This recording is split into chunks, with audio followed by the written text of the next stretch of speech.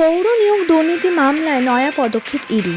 সংস্থার তরফে তলব করা হয়েছিল দক্ষিণ দমদম পৌরসভা সচিব প্রসূন কুমার সরকারকে। আজ বুধবার সকালে তিনি সল্টলেকের সিজিও কমপ্লেক্সে অবস্থিত ইডি দপ্তরে হাজির হন।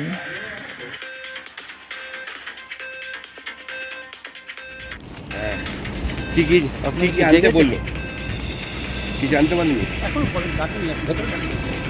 মানে নোটিশ করে ডাকানো হলো আপনাকে?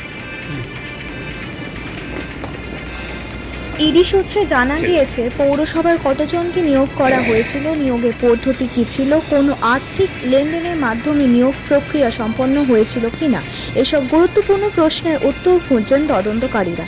পাশাপাশি কোনো প্রভাবশালী ব্যক্তির সুপারিশে বা রাজনৈতিক রেফারেন্সে নিয়োগ হয়েছিল কিনা সেই দিকেও তদন্তের নজর রয়েছে। ইডি কর্মকর্তারা মনে করছেন, প্রসূনবাবু জিজ্ঞাসাবাদ থেকে পৌর নিয়োগ দুর্নীতি মামলায় একাধিক গুরুত্বপূর্ণ তথ্য উঠে আসতে পারে।